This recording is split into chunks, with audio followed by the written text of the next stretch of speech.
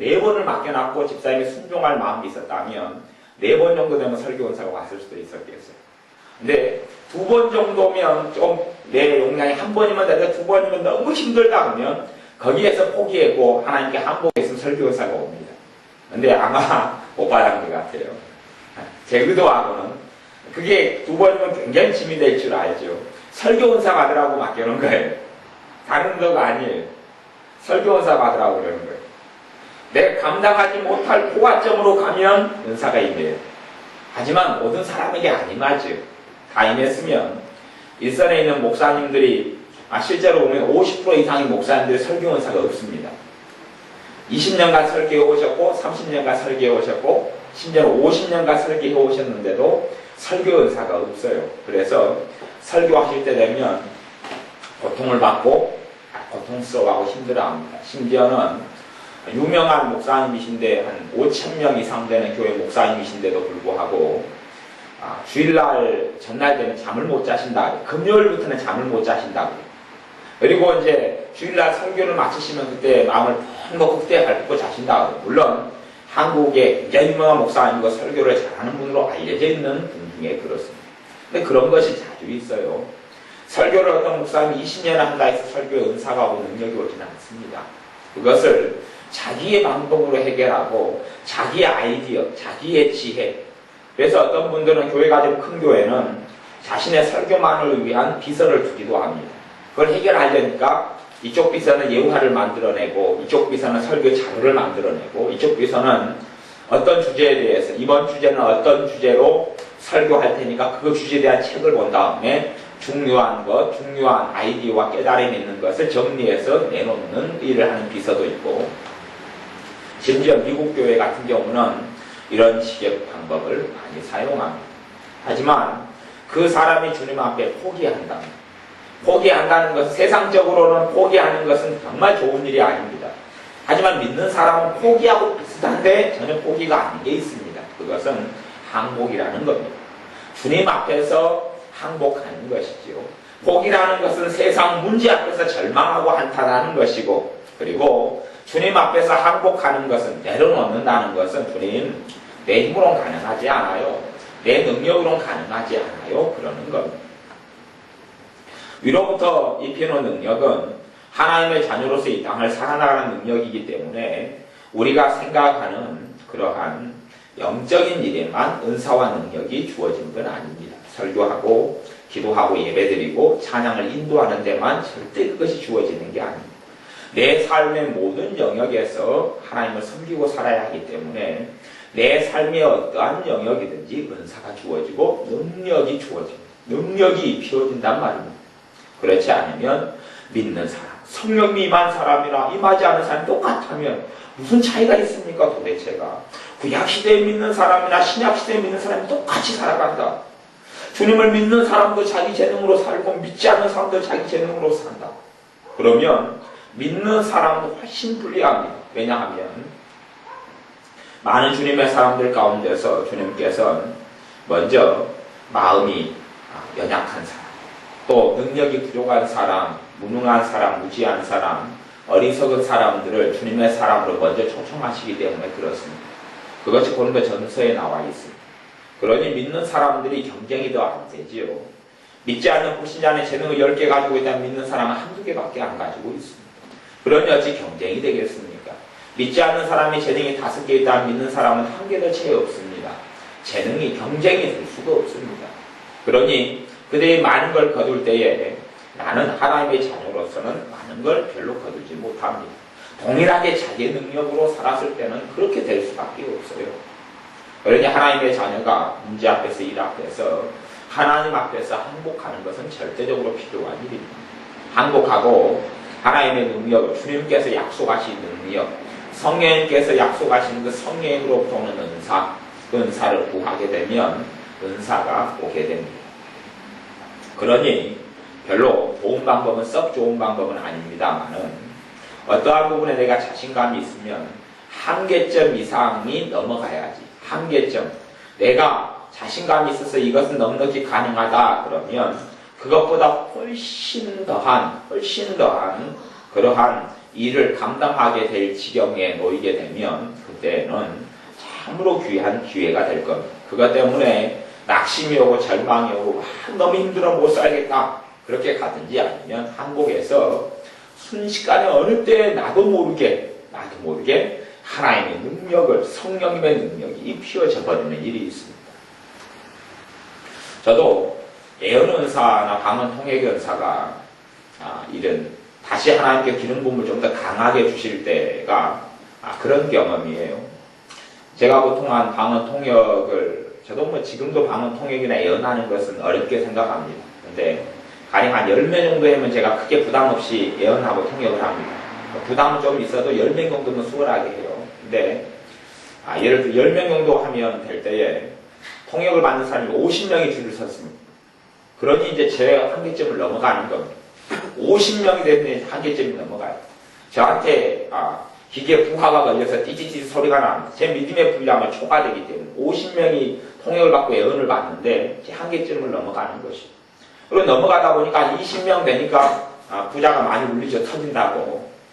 그런데 그때 은사의 확장이, 업그레이드가 일어나는 것을 제가 체험했습니다.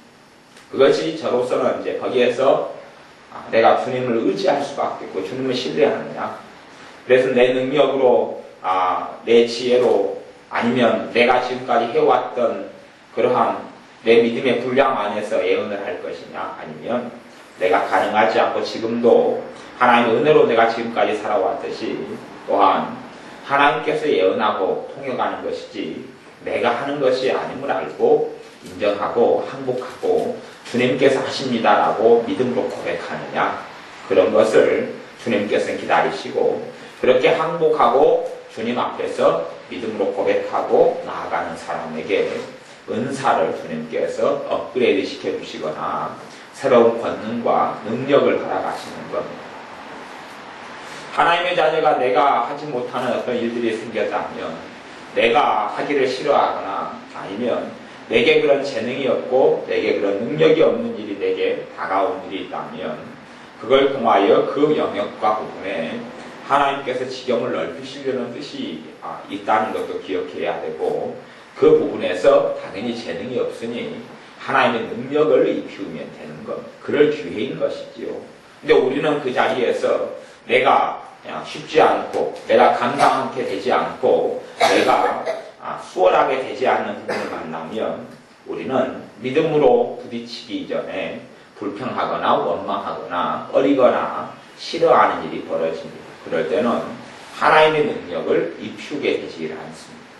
내가 감사함으로 내가 부딪히고 믿음으로 부딪히고 믿음으로 하나님께 항복하고 주님이 능력을 입힐 것을 기대하고 바라고 소망하고 믿는다면 하나님의 능력이 거기에서 오게 됩니다. 예를 들어 저나 여러분이 다 장사를 한다면 장사에 능숙하게 할 수 있는 사람은 아마 없을 겁니다. 또 장사가 능하지 않겠죠. 우리가 장사할 수밖에 없는 지경에 처한다고 쳐요. 그러면 장사 쪽에 은사가 올 수가 있습니다. 우리가 다 장사가 능숙하지 않아요. 그러니 장사가 능숙하지 않게 해야 돼요.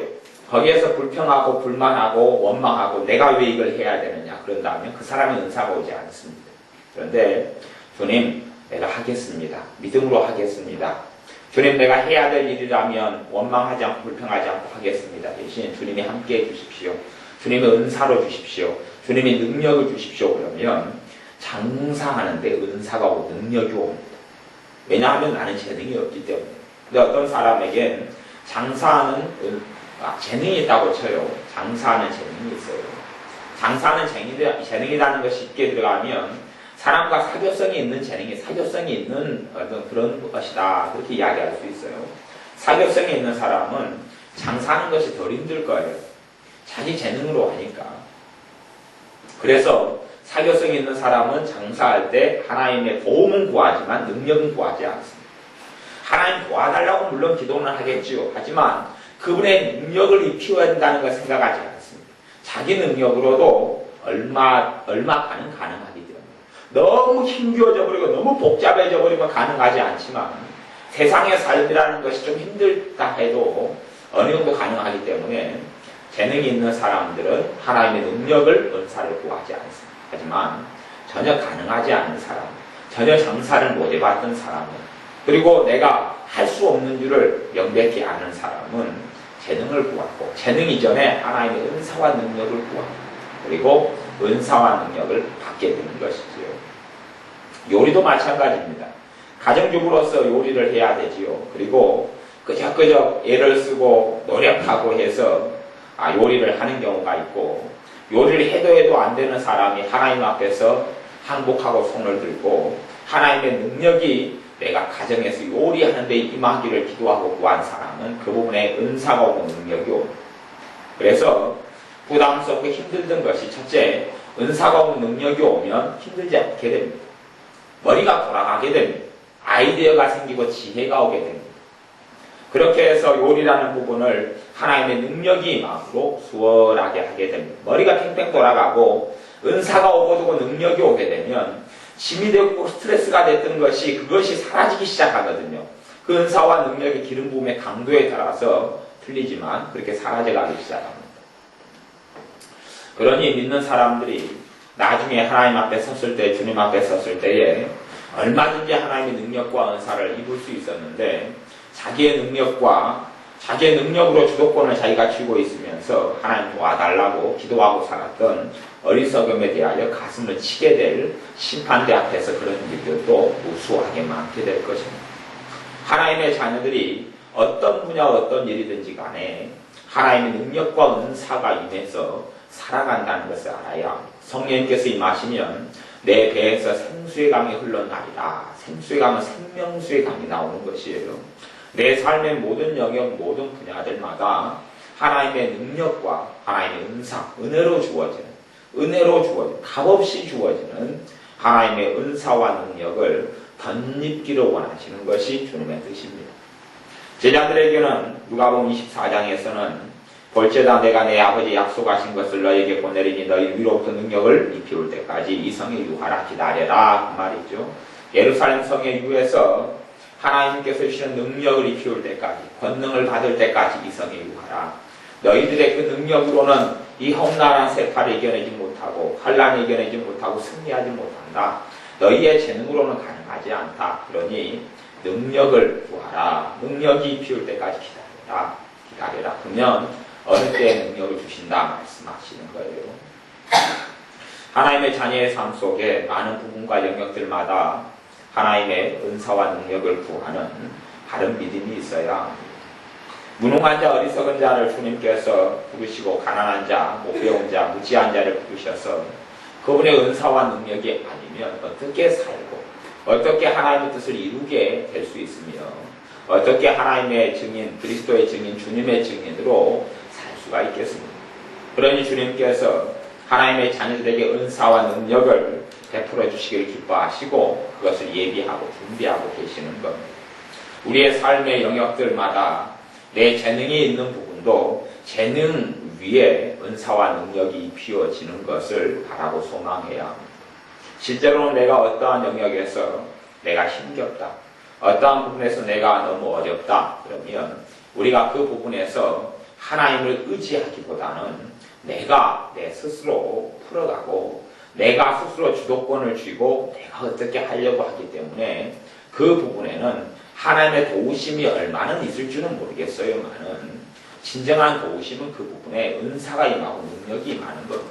그러되면 그 부분이 은사와 능력은 어느 곳에 임하느냐? 주도권을 주님이 쥔 영역에 임합니다.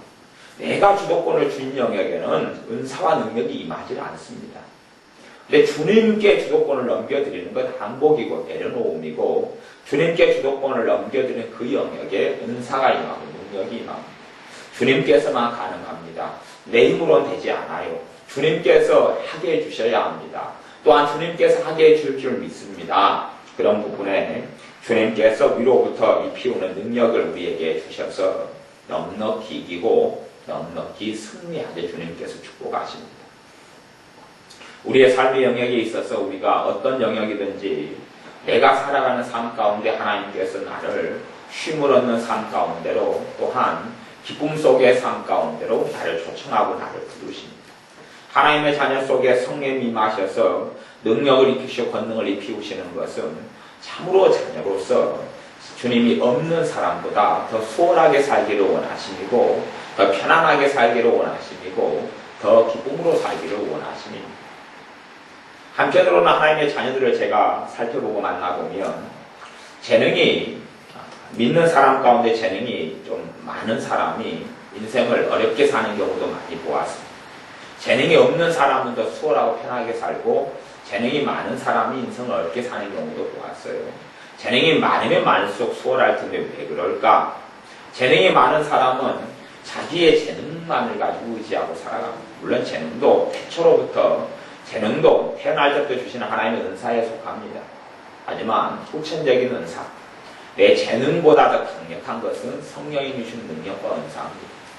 재능보다 더 강력한 그 은사와 능력을 자기에게 재능이 있기 때문에 재능들로 자기의 삶을 어떻게 꾸려나가고 재능들로 자기의 삶을 유지해 나가려고 하기 때문에 재능이 많은 사람들이 단지 재능 안에서만 살아가고, 근데 하나님의 자녀가 재능 안에서만 살아갈 때는 재능이 100% 다 발휘되지가 않습니다. 왜냐하면 마귀의 끊임없는 공격을 받기 때문에 그렇습니다. 자기 재능으로 살아가는 사람은 마귀의 공격과 침탈을 많이 받습니다. 근데 재능이 부족함 있는 사람은 자기의 재능이 부족하기 때문에 의지할 만한 것이 별로 없습니다. 때때마다 상황마다 재능이 있으면 해결해 나갈 터인데 재능으로 해결이 안 되는 것이지요. 그래서 재능으로 해결 안 되니 하나님의 능력과 은사를 구합니다. 예를 들어서 믿는 사람이 도무지 사랑할 수 없는 사람들을 많이 만납니다. 내가 도무지 사랑해주고 용납할 수 없는 사람들을 많이 만납니다.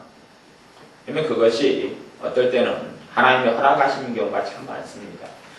도무지 사랑하지 못할 사람들을 많이 만나면 제가 극단적인 비유를 드는 것이에요. 그럴 경우에 어떠한 하나님의 인도하심이 있을 수 있냐 하면 그 사람은 좀 사랑이 있는 사람이에요. 내가 좀 사랑이 있어요. 내 성품상 온유가 있고 사랑이 있어요. 근데 내가 보통 사람을 만났는데 보통 인간 관계 속에서는 백이 하나 만나기 어려운 인간들이, 그래서 그런 사람 별로 안 만나고 사는데 어느 때 되니까 그 인간들 백이 한 명 볼까 말까 한 이런 박물관에 있어야 될 인간들이 너무 자주 빈번하게 5이면 2명, 3명이 나타난단 말이에요. 그래서 너무 힘들게 돼요. 그 사람은 이제 자기에게 좀 온유가 있고 자기의 성품을 용납하는 것이 있고 자기에게 좀 사랑이 있기 때문에 그것으로 그 사람을 감싸려고 애를 써요. 그것으로 어떻게 해결하려고 애를 씁니다. 안 되는 것이에요. 감당이 안 돼요. 그래서 마음이 힘들고 번뇌가 있고 고통스러워요. 이 부분은 어떻게 할 것이냐. 그리고 저 인간들이 빨리 치워져야 되겠지. 자신이 과거로부터 살아왔을 때는 문제가 없었어요. 자기의 성품으로 자기의 사랑으로 그 사람들을 사랑하고 섬겨주는 데는 큰 문제가 없었어요. 한계에 부딪히지 않았거든요. 그런데 한계에 부딪히는 사람들을 계속하게 만나게 되니까 그때에 자신의 과거의 습성대로 다시 살려고 그래요. 이상하다. 내가 앞에 30년 동안 살 때는 문제가 없었는데 내 사랑으로 가능한 사람들이 대부분이었는데 어쩌다가는 좀 참고 그 사람들이 안 만날 때까지 있으면 됐는데 근데 왜 지금은 내 힘으로 가능하지 않는 인간들, 내 사랑으로 도무지 감쌀 수 없고 내 사랑으로 용납할 수 없는 인간들이 왜 계속 나타나는 것이 이렇게? 그것은 주님의 특별한 그 사람에게 주시는 사명이 있기 때문에 일어나는 일일 수 있습니다. 영적으로 보자면 왜 그런 일이 가능할 수 있냐 하면 그 사람에게 주님께서 사랑은 성령의 열매인데 또한 사랑에도 은사가 있어요. 그래서 사랑의 은사를 주시고자 그러는 것이 항복하라는 것이. 지금 너는 굉장히 성품도 좋고 온유도 있고 용납도 있고 사람이 이해심도 많은데 너 이해심의 범주는 소위 이 땅에서 사람이 100명이다 보면 그 가운데 등수가 너는 꽤 상위권인데 그런데 그것보다 그 상위권으로서도 감당하지 못할 사람들을 많이 주시는 것은 항복하라는 것이죠. 거기에서 하나님의 성령님의 사랑의 은사를 받으라는 것, 성령님의 사랑의 은사를 받으라는 것이. 그리고 성령 주시는 사랑의 은사를 통하여 그 사람을 녹여내고 그 사람의 사랑으로 허다한 허물을 덮느니라 덮어내고 용서하고 축복하고 그러면서 그 사람이 변화되는 하나님의 능력을 체험하는 사랑의 메신저, 사랑의 사자, 사랑의 사도가 되라는 부르심인 것이지요. 근데 우리가 그런 상황 속에서 내가 항복하고 손들고 그래서 하나님의 사랑의 은사를 받지 못하면 하나님의 자녀에 대해서 하나님께서 그걸 감당을 못하니까 다시금 환경을 정리해 주십니다. 정돈해 주셔요. 보통 때의 환경으로. 그래서 내 사랑으로 충분히 감당할 수 있는 환경으로 다시 그냥 원상복귀를 시켜놓으시지요. 뭐 우리가 이제 아이고 살았다 한심 돌렸다 그렇게 살아가는 것이 그럼에도 불구하고 내 자신의 성품적인 사랑 내 자신의 한계를 가진 사랑으로는 자주 부딪힐 수밖에 없는 사람들이 많이 나타나고 자주 용납할 수밖에 없는 사람들이 많이 나타나는 경우를 봅니다. 이게 이 사랑 하나로 가지고 이야기했지만 다른 영역에서 많은 영역에서 이렇게 하나님께서는 우리에게 은사와 능력을 내가 필요성을 못 느껴요. 내가 더 인격적이고 내가 더 지혜 있는 사람일수록 이런 한계들을 덜 만나기 때문에 한계들을 주님께 사랑하는 자녀에게 허락하시는 것은 야, 너 힘으로 되겠냐? 너 능력으로 되냐? 안 되잖아. 단지 기도하면 하나님 내게 능력을 주세요. 하나님 내가 감당하게 해주세요. 그런 게 아니고 주체가 바뀌어야 된다. 주체가 바뀌어야 돼. 그게 항복이다. 항복이다. 그래서 똑같이 우리가 능력을 주세요. 은사를 주세요. 우리 기도하는 것도 두 종류가 있어요. 겉으로는 기도가 비슷한데 한 종류는 항복하면서 주님만이 가능합니다. 주님의 능력으로만 가능합니다. 그렇게 하는 뱃속에서 기도가 있고 또 하나는 내가 어떻게 좀 감당해보려 하니까 나한테 좀 더 에너지를 공급해 주세요. 나에게 좀 더 힘을 주세요. 그런 기도가 있어요. 겉으로는 똑같습니다. 똑같아요. 하지만 물론 두 기도 다 응답 받을는지 모르겠습니다.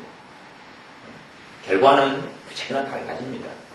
왜냐하면 은사가 임하고 그쪽 부분에 능력이 임하면 그런 환경이 되면 특별한 일이 아니면 자동으로 작동을 하거든요. 작동을 해요.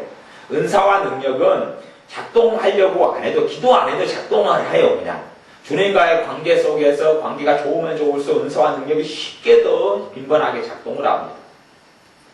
근데 은사와 능력이 아닌 한은 다시 한번 이런 능력으로 내가 항복하지 않은 상태에서 주님 도와주십시오. 도와주십시오. 그러면 도움이 오지만 다시 그 상황에 돌입하면 또 기도해야 합니다. 도와달라. 그래서 믿음의 기도를 해야지 또 도와주십니다. 은사와 능력이 없으니까 계속하여 그렇게 반복적인 삶을 살아야 됩니다.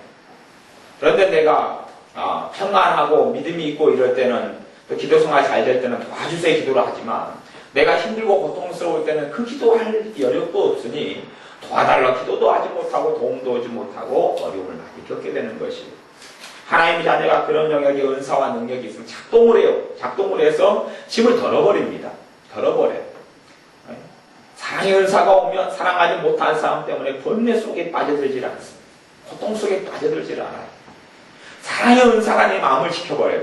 사랑의 은사가 꼴보기 싫은 행동을 하는데 그것을 꼴보기 싫은 행동을 내 안에 역사하는 성령님의 사랑, 하나님의 사랑으로 녹여버려요. 그렇기 때문에 믿는 사람들이 당하는, 내가 당하는, 여러분이 당하는 어떤 한계 상황들이 우리 입장에서는 없었으면 좋겠어요. 그런데 있어야지. 있고 있어도 그냥 겪으면 안 되고 항복으로 들어가야지 은사가 임합니다. 뭐라고 이야기해도 조지 빌러 목사님의 고아들을 한꺼번에 키울 때 심지어 3,000명 이상을 키웠던 이유는 사랑의 은사가 임했기 때문에 가능한 일입니다. 조지 빌러 목사님도 그전엔 사랑의 은사가 임한 건 아닙니다. 어느 때에 임한 것이지요. 손양호 목사님도 무수히 많이 하나님을 섬기고 살았지만 이 나병 환자들의 피고름을 깔아내고 핥아내고 그리고 심지어 나도 같이 나병 환자가 되었으면 좋겠다. 그래야지 내가 전하는 주님을 저들도 믿을 것 아니냐. 이런 마음을 품게 되고 그런 기도가 가능했던 것은 손양호 목사님에게 어느 때에 하나님의 사랑의 은사가 임했기 때문에 그러는 것이에요. 하이드베이커 목사님이 그 부부가 20명 넘는 그런 사람들을, 그런 아이들을 고아들이 입양해서 키우는 것이 가능한 이유는 그런 것이에요. 솔직한 이유로 내 자식을 몇 명 말썽장애를 키운다 그래도 얼마나 지옥 같은 세월을 보내는 부모가 많습니다. 자기 배로 낳은 자식인데도 지옥 같은 세월을 보내요. 그런데 남의 자식으로 태어났는데 그리고 고아로서 살아왔는데 그 성질 더러운 것이나 습관이 잘못된 것이나 말이 삐뚤어지고 언어가 삐뚤어지고 생각이 삐뚤어지고 마음이 상처받아서 얼룩달룩해지고 복잡해진 그 아이들을 데려다 키우는데 도대체 무슨 일이 일어나겠어요? 삶 속에 무슨 고통이 없겠어요? 심심하면 사고 고통을 일으키지요. 그런데 왜 하일리 베이커 목사님에게 자란 아이들이 변화되어 가냔 말이죠.